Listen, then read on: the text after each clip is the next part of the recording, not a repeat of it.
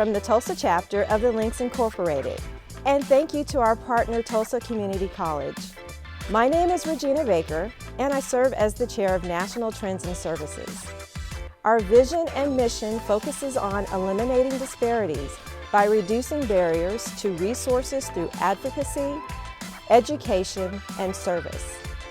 Our guest speaker is Phil Armstrong, who is the Project Director for the 1921 Tulsa Race Massacre Centennial Commission. He will be discussing the topic of wealth gap and entrepreneurial spirit of Black Wall Street. We hope you enjoy this segment. Hello, I'm Dr. Dewayne Dickens from Tulsa Community College. I'm the Director of Diversity, Equity, and Inclusion at TCC, and today I'm here with Phil Armstrong, and he is the Project Director for Greenwood Rising. And so we are glad you're here with us today. Great to be here. It's always an honor to be invited and to talk about this history, so thank you. Thank you. And so just a first question, people, we hear a lot about Black Wall Street. Can you tell us what is Black Wall Street? That's actually an excellent way to start. Excellent question. So the best thing to know about the role of the Centennial Commission and then Greenwood Rising is that, you know, we want to, first of all, educate. Enlighten and educate is the primary focus. And even with things like the term Black Wall Street, that was coined, that phrase was originally coined around 1905 when Booker T. Washington made his visit to Oklahoma. And keeping perspective the history, you know, the first business or the father of Greenwood and Black Wall Street, O.W. Gurley, he didn't start his first business, a boarding house, till 1906. So in 1905, you know, well, what was he doing here? Oklahoma was a mecca, was a place where African Americans were escaping the harsh realities of the Jim Crow South and was finding their fortunes. From the 1860s, 70s, and 80s and 90s was an explosion of the historic all-Black towns of Oklahoma, all throughout the territory. By 1880, there were over 30 prospering Black towns. And he heard about the achievements of African Americans that were taking place in the Oklahoma territory, that the banks, the businesses, the schools, the communities were all owned, the property, the land. And so he visited Oklahoma, and he went around Oklahoma in 1905 from Muskogee to Langston to Redbud and Taft, and the list goes on. And it is reported that he made the remark, "This is like being in Negro Wall Street." So he's the first to actually make that moniker or apply that term to what he saw when he came here. In the 60s and 70s, that term was then changed to Black Wall Street. And so that's where that term comes from. So today in 2021, what's Black Wall Street? What we teach is Black Wall Street, it's not a geographic location. It is a state of mind. It is that enduring human spirit, that entrepreneurialism, that creativity, that drive that basically says, I will achieve great things. I will, no matter where I'm planted, I will achieve the best. That's what represented Greenwood back in the 1900s. And so we challenge young people, students, college students, elementary age students, to let them know you can be Black Wall Street wherever you are. So that is, I know it's a long answer, but it's good to get that full perspective. When people say Black Wall Street, where does that come from? What is its meaning, and what impact that it has today? No, that's helpful and great information. So I've often wondered, we tend to look at Greenwood as a whole, yes, and we label it with that one yes. area of Black Wall Street, and so it could also be just one area that represents the whole. Yes. And so often they're used interchangeably to mean the same thing. Exactly, yes. So thank you for that answer. So in going further with that spirit of Black Wall Street, that spirit of Greenwood, what would you say? What is that spirit of Black Wall Street, and what does it mean in terms of self-efficacy and African Americans for their entrepreneurial spirit? Yes. So the spirit behind Greenwood and the spirit behind Black Wall Street and spirit behind the entrepreneurialism that was here, there was a sense of pride and an achievement that was evident here in the neighborhood and the communities surrounding Greenwood and the neighborhood itself. That was everyday life. And I say that in perspective to, it wasn't out of the norm. It was everyday life. The people you passed on the street, they looked like you. They were doctors. They were lawyers. They were business owners. They were individuals that achieved heights in the top of their fields. And so when a young child, elementary school, going to Booker T. Washington, they would regularly see well-dressed, professional, people of faith going to church, people of business acumen, living their lives in a very prosperous way. The impact that that had on children. In today's age, unfortunately, when we think of African Americans who achieve great things, we're going to think of professional sports, a basketball player, a football player, because they get these contracts, they get the accolades, and they make a lot of money. Back then, it was, I want to grow up to be like Dr. A.C. Jackson. I want to grow up to be like Simon Barry. It wasn't, I want to grow up to be the next best quarterback, but there's nothing wrong with that. But it broadened the horizon of what a black child could become, because everyday people that they saw in the neighborhood were achieving these things. And so it was a natural, organic flow of just be something great, be something exceptional. You're living in Greenwood. You're a part of something that makes you special. And that spirit is what still resonates today, and what we try to tap into and use for young people today. Black excellence, as seems to be the common term today that people want to use. Black excellence has been around a long time. It just has not been as educated to the masses that this is nothing new. There's nothing new under the sun, as the saying goes. And the more that, and not just for black students, but the more that individuals, white, black, people of color, young and old, when they find out and hear these stories beyond the massacre and beyond the horrific event, but just find out how exceptional this community was, how exceptional these communities around Oklahoma were. Everyone's inspired by that. When I go to the Native American history centers around Oklahoma, I'm inspired by what I see that Native Americans achieved. When I go to the Sherman Miller Jewish Museum in South Tulsa, I'm inspired by how even through the Holocaust and through hate, that these people endured this horrific past, but they learned from that. They took that pain and created purpose out of it and said, we will not be moved, we will move forward.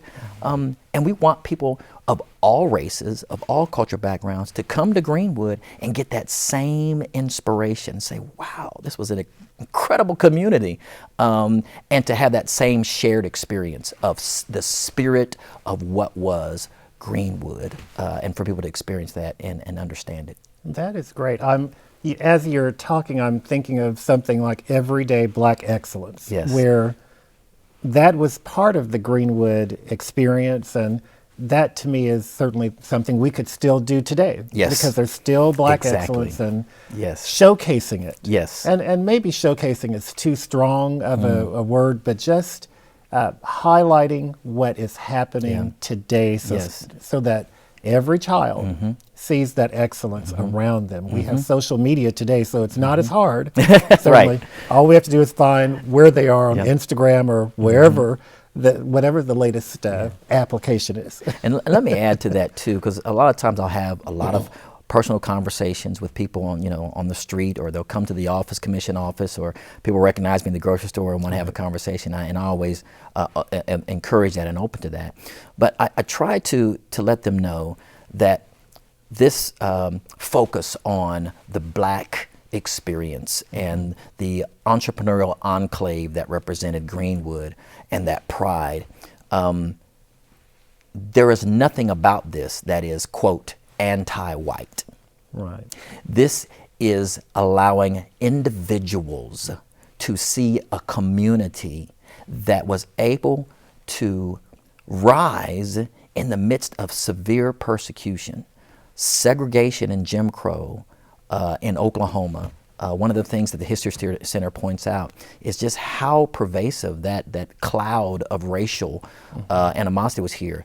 The largest increase in the membership of the Ku Klux Klan took place in Oklahoma from 1919 to 1929.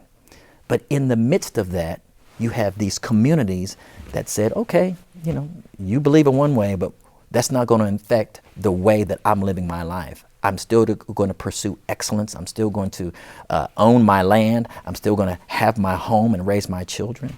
And even in this instance, you may try to destroy it, but guess what? I'm going to build it back, and I'm going to make it bigger and better than it was the first time, which they did.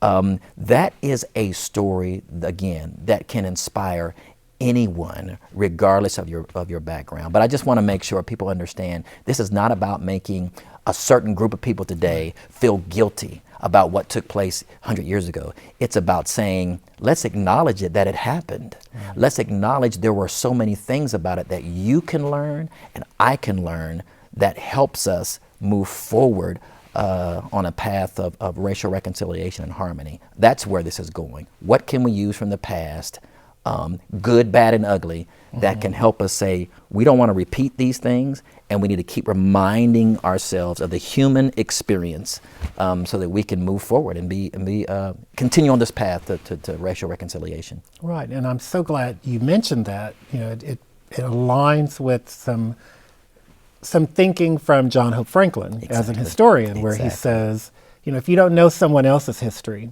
you don't fully know yours. You don't fully know who you are. Excellent. And that idea that when students or anyone, they look in textbooks, they look at the media, they look at everything around them, and they see excellence elsewhere, but they don't see themselves other than a depiction of someone who just needs to be helped all the time. Yes. But when they see those who look like them and see that they are doing all by themselves, or they're doing well and helping others, it just paints that other picture, and it lets those from non-African American groups see also this excellence. Well said. That excellence helps them see that this is a larger narrative that just doesn't come from one group, it comes from all groups. Yes, sir. So I think that's a great point. Well said.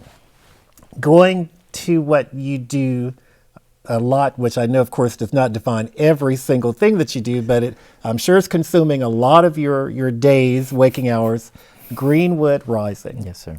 Can you tell us just what is going on with Greenwood Rising? What is it? Yes.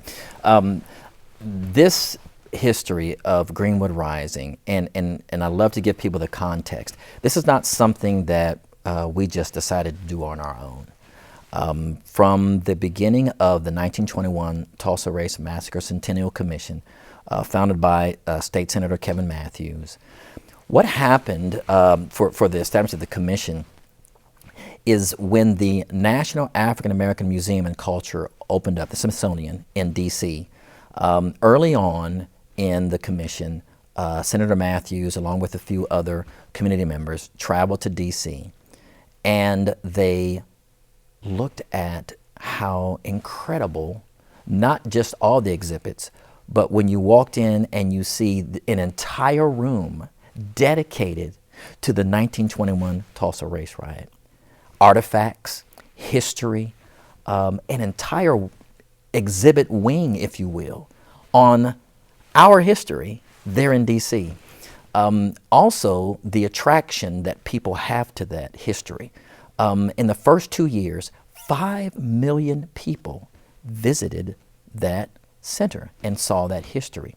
Imagine the hotels, the businesses, the economic impact to a community for that. And so when they came back, Senator Matthews said, if we could capture 25% of that for people to come to the place where this history originates, that's what we need to look at. And so at that point, going to the existing community groups and organizations, the John Hope Franklin Park, the John Hope Franklin Center for Reconciliation, the Greenwood Cultural Center, looking at these, the Greenwood Chamber, looking at these historic institutions and actually sitting down with them and saying, what can we do? How can we collaborate? How can we work together to bring people here so that they can see this story and not go to DC? So that's where this work began. And hearing from the community, and we had various community meetings, and hearing from the commissioners who represent those communities. We had memorials. We have memorials. The 1921 Tulsa Race Riot Memorial at the Greenwood Cultural Center, who's been doing this work since the mid-90s. But there you see the memorial to the business destruction, and the listing of those businesses and the amount of damages. The John Hope Franklin Park, that beautiful, beautiful statue in the middle of that park that you get to see, that represents and was dedicated to the lives that were lost and then to the survivors, and it tells that story. So we have 2 memorials there, but we didn't have a place that could adequately tell the story in a museum-grade experience. Initially looking at the Greenwood Cultural Center, I actually served on the board for 5 years, and then most recently I was the board chair. And so beginning, we were looking at, hey, what if we just remodeled and just brought a history center here to Greenwood Cultural Center?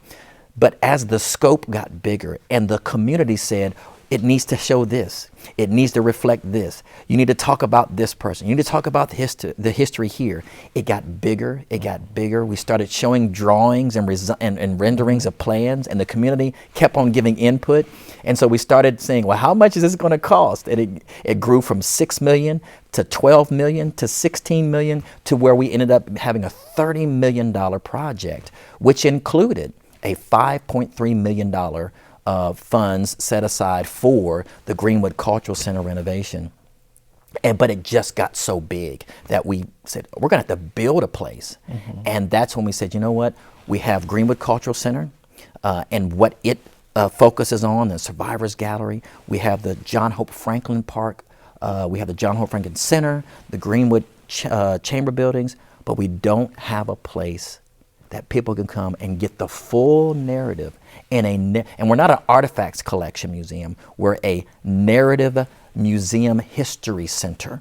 And so that's why we call it the Black Wall Street History Center. And when people come there, they'll learn about this history in its full perspective.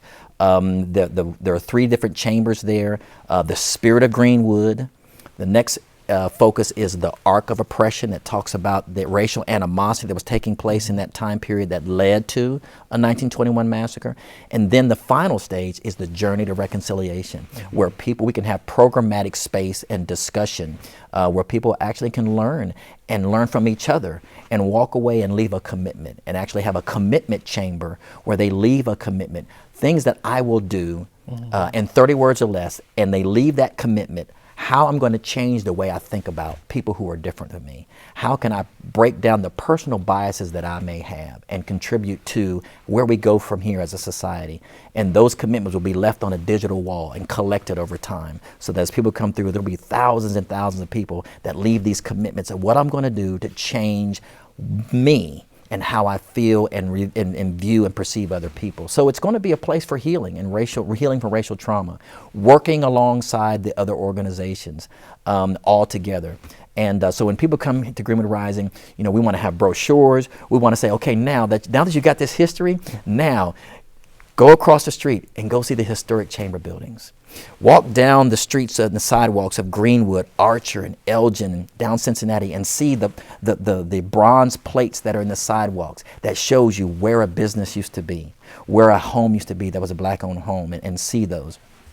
Go up the street and go see the Vernon AME Church, the last surviving structure that's still here, and get a tour through there from Reverend Turner and his congregants there. Go across the street, go see Greenwood Cultural Center. Go up the street and see the E.W. Woods Booker T. Washington Memorial. Take a short walk across the parking lot. Go see Mount Zion Baptist Church. Go up the hill to Standpipe Hill and see the history there. Walk down and go through the John Hope Franklin Park. Come across the Pathway to Hope.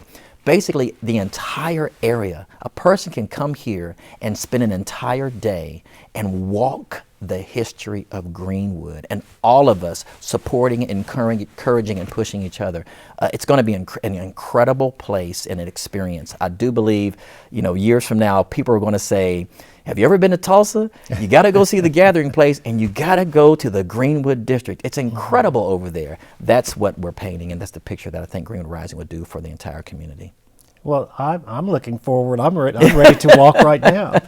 So when do you have some projected time frame of when someone can do a first part? I recognize this is an ongoing work, just like the gathering place. It starts with one part and then we keep building. Yes. So what's a projected sort of first opportunity for people to do something? Yes. So we're actually ahead of schedule on the construction, incredibly.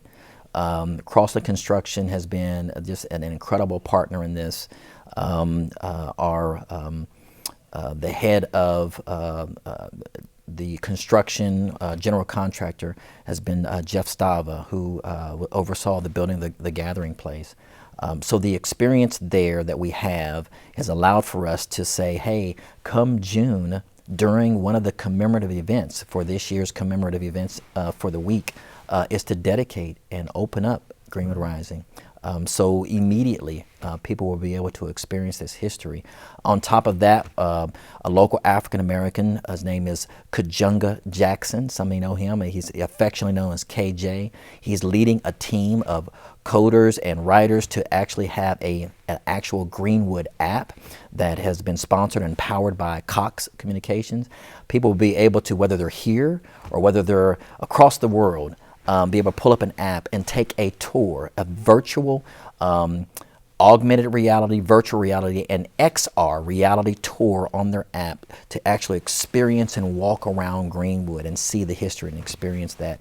These are just a couple of things that Greenwood Rising and the Centennial Commission has been able to come about and share with people. How can I get engaged and experience this history immediately upon that? But the next stage and the next phase that Greenwood Rising will really become a part of, it will be a 501c3 nonprofit governed organization. And we look forward to the coming years when Greenwood Rising will be a part of the discussions of economic development and revitalization, the increase and resurgence of Black-owned homes, Black-owned businesses that will permeate once again in Greenwood. That's a long-term project, and you've got to have many partners sitting at the table, from investors to banks to the city of Tulsa, the Tulsa Development Authority that owns the majority of the vacant land, to having the business plans. But Greenwood Rising being a part and sharing in the community of how we revitalize and change this spectrum.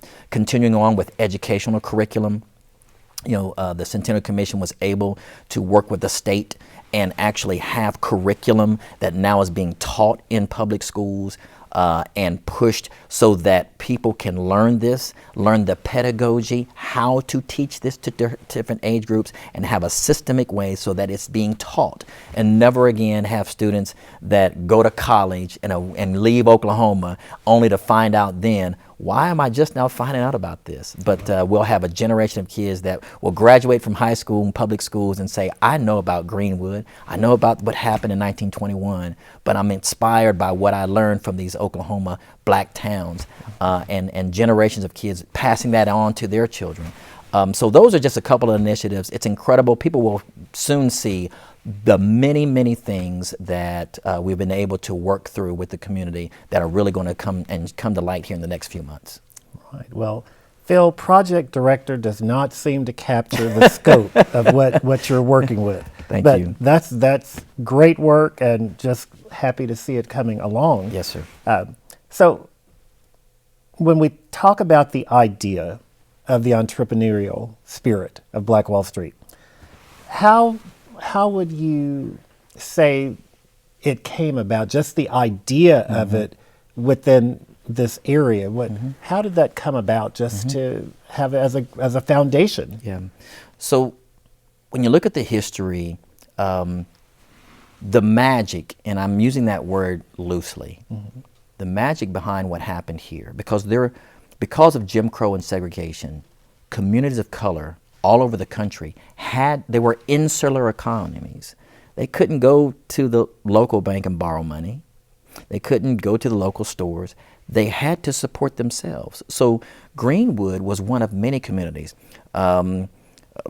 In the movie Once Upon a Time We Were Colored, the book that was written by local author Clifton Talbert and it became a movie in 1995, it talked about Rosewood and what happened there.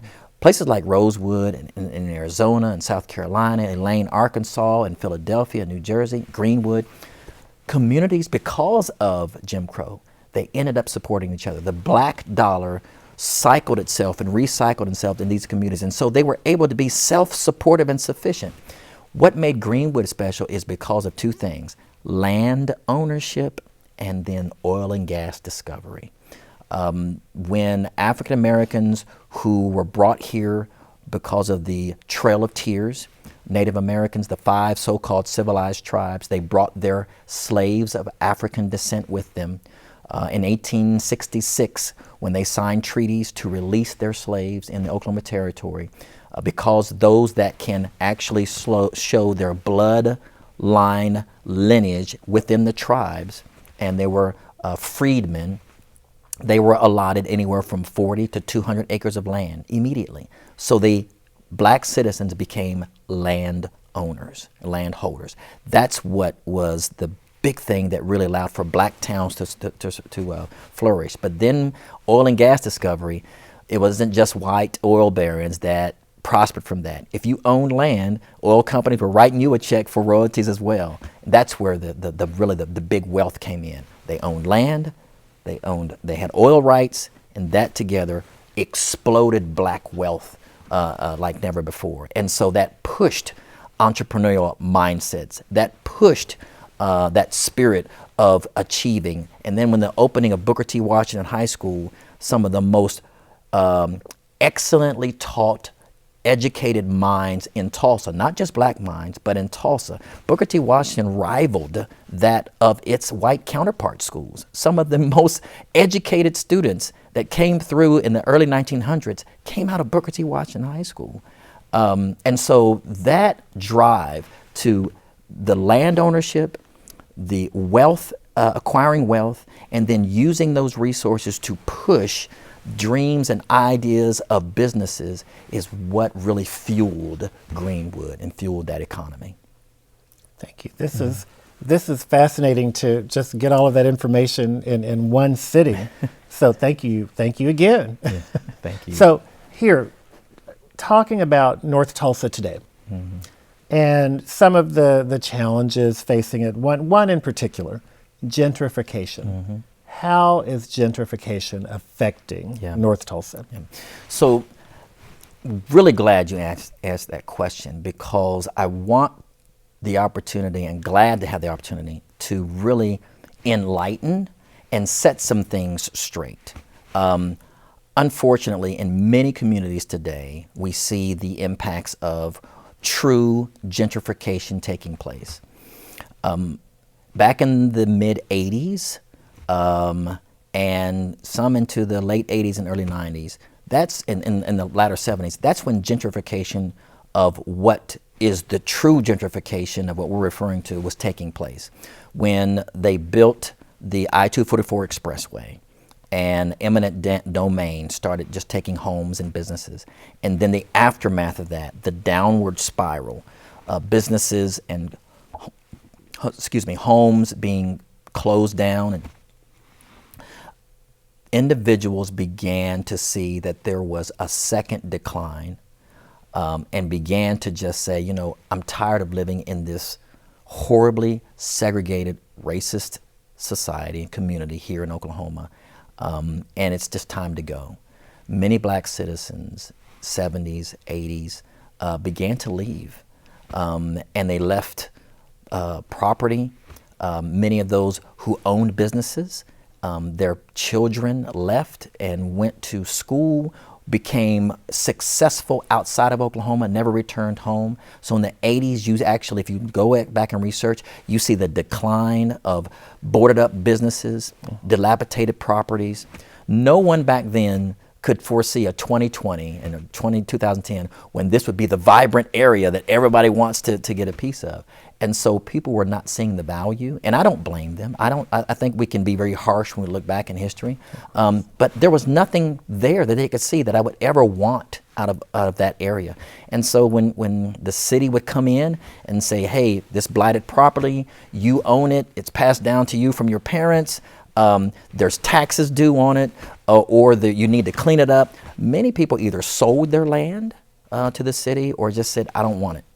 And a lot of that took place. And the city, to Tulsa Development Authority, captured much of that land.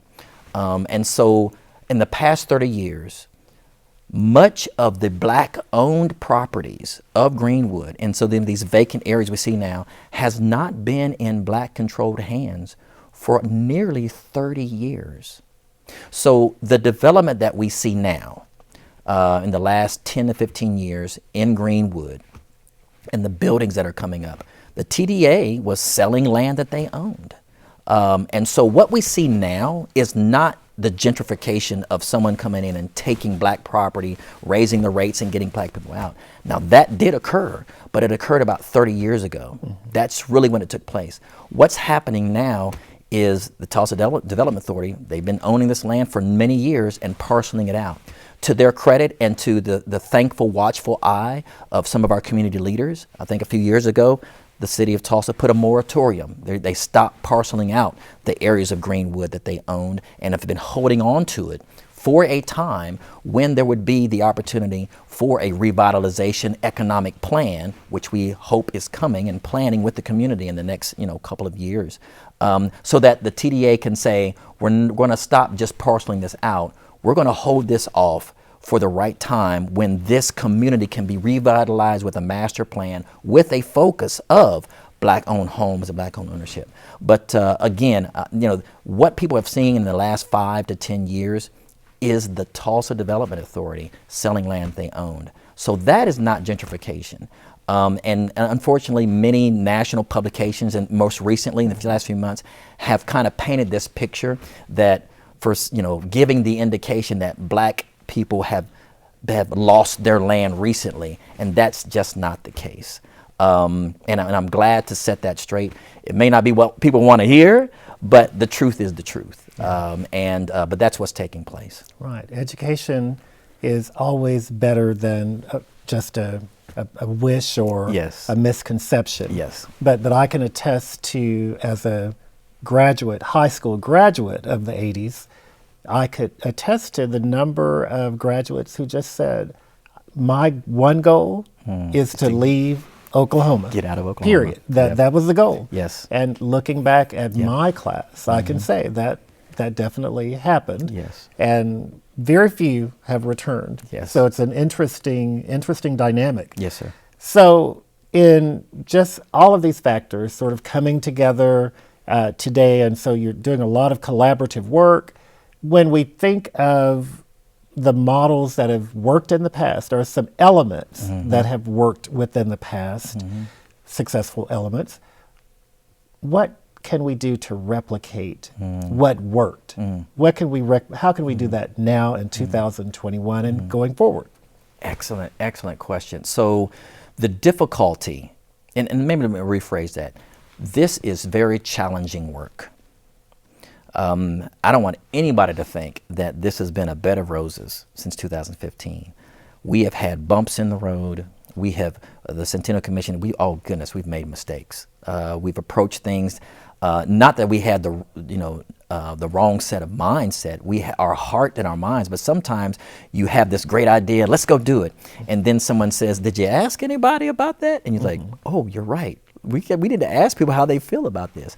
Now, that is an in-depth process, and things will not move as quickly as you want. But if you really want the community buy-in, you have to have public-private participation.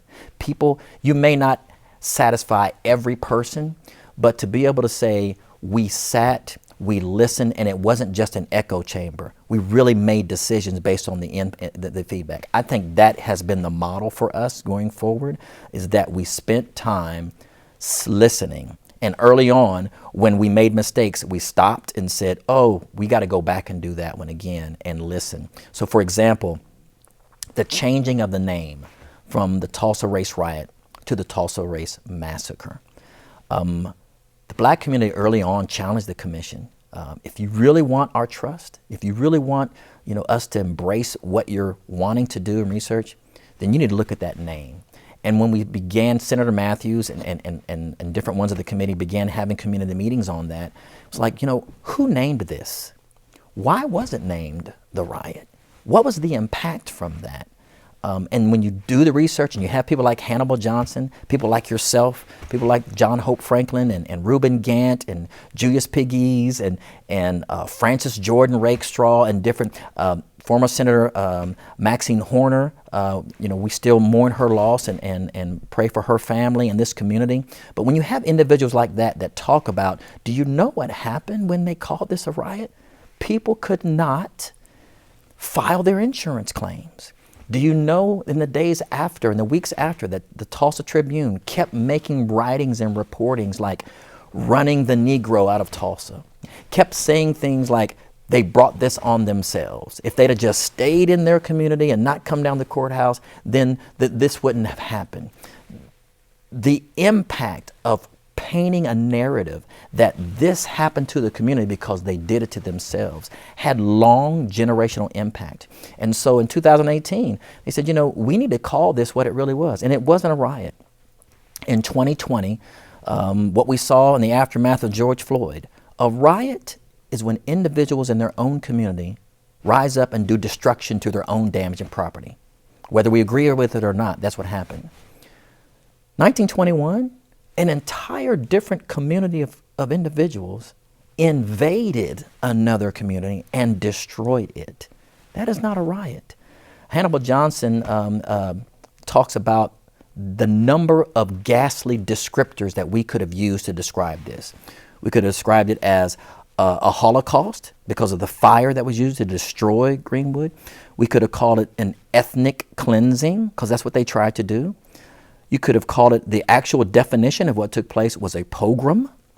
It could have been called a disaster. The last thing that you should have called this was a riot. This was not a riot. It was a massacre. And so we actually had a press conference and said, from this day forward, we're going to call this what it was and use it as an educational tool to hearing from the community and saying, this is what we need to do. One of the biggest things we can do for the community is start calling this the Tulsa Race Massacre. And even in our logo, we have the word Tulsa Race Riot. We have a slash through riot. We didn't remove the word. We put massacre underneath. So when people see it, they see, yes, we did that with intentionality. We know what we're doing. Would you like to know why? It gives you that educational moment. So people say, you know what? You're right. It shouldn't have been called a riot. Now that I understand, it's an educational tool. That was an example of listening to the community and then not just walking away, but doing something with it. That was a model for how we have structured what we've done all along the way. And again, there are decisions that we've made that not everyone agrees with. But overall, we can say that throughout this process, the best thing that we did and could have learned from is listen to the community and make decisions based on your feedback and input. That is the model that I hope other communities around the country that may look at what we did. The first thing I'll tell them is say, this is a long-term process. This is not something you're going to solve in the next 6 months or a year. It takes time. You need to establish trust, rapport, and listen to the community, and then make your plans along the way. And be prepared for the long-term process that it takes. But over time, you build alliances that are incredible. Where we are now, we would not be here building a history center without getting the buy-in from not just the North Tulsa community, but the citizens of Tulsa as a whole, is what brought us to this point. That's the lesson that we learned. Thank you. These are words to thrive by. So, Phil, last question. Mm-hmm. Is there anything that you thought I was going to ask today that I did not ask that you would like to address or that you'd like to convey related to what you've already shared? If there's anything to convey, is that this is not a one and done. This is not a kumbaya. It's 2021. Let's hold hands. Let's sing, and let's go back to our respective spaces. 2021 is just the beginning. This is a launching pad year, if you will, of a 3, 5, 10, 15, 20-year trajectory and I've said this before, and I try to continue to say it. I believe years from now, citizens of Oklahoma definitely, but I think even citizens of the United States are going to be saying something started to change in the United States when it came to race relations. There's a demarcation of something starting to happen in communities all across the country, and it started in Tulsa. It started in Greenwood. We are ground zero for race relations in America from 1921. And when we get it right here, not when we get it perfect, but when we get it right. And what is getting it right? Sitting down at the table, and just as the John Hope Franklin annual dinners that I love to go to, that they host every year, sitting down at the table at people that don't look like you, that are not in your same bubble, but people that you sit down and you say, you know what, I'm a Democrat, you're a Republican, but let's talk. Mm-hmm. Or I'm black, you're white, but let's talk. I'm rich, you're poor, or come from different perspectives of society, but let's start talking and let's start learning about why you think the way you think and why I think the way I think, and let's start breaking down some biases. Stop talking at each other, but talk to each other. I think that's what Greenwood Rising and this history is going to do, that years from now, people are going to say, you know, something started changing in the United States. And I believe the citizens of Tulsa will be able to say, it happened here. We started to change race relations in America, and it started in 2021, and it started to grow out from there. Phil, thank you. Thank you for your work. Thank you. And know that we are still here as partners. Amen. Thank you, Dr. Dickens. Appreciate you. Thank you. Greetings from the Tulsa, Oklahoma chapter of the Links Incorporated. My name is Robin Jones, and I am the current chapter president. The Links Incorporated is a women's volunteer service organization committed to enriching, sustaining, and ensuring the cultural and economic survival of African Americans and other persons of African American ancestry.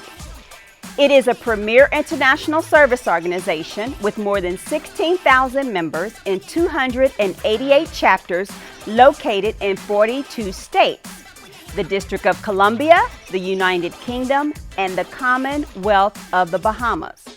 We are committed to our legacy of friendship and service to our communities through our 5 facets.